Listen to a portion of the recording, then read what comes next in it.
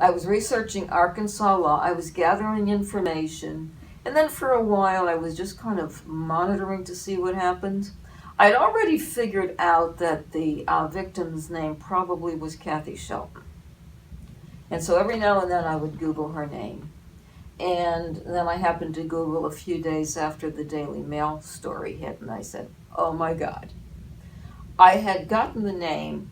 There are a number of websites that buy header information from credit bureaus. And Veromi.com is the one that I use most often, Veromi. And Shelton's mother's name appears in here, Nellie Slayton.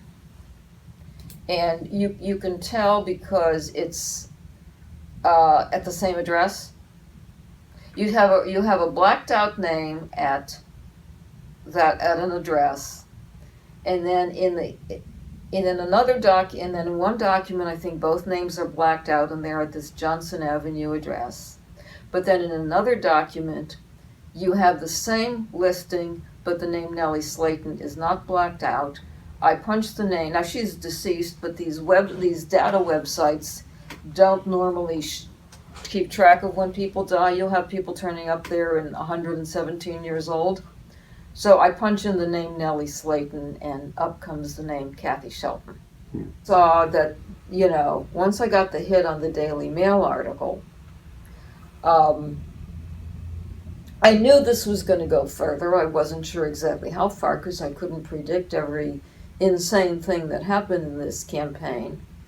But it was September 2nd, I decided, well, Friday afternoon, you don't feel like doing a lot of client stuff. And I decided, well, why don't I start on the process of getting the docket entries?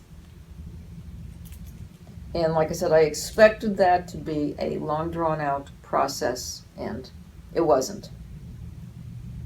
Record keeping is better some places than others.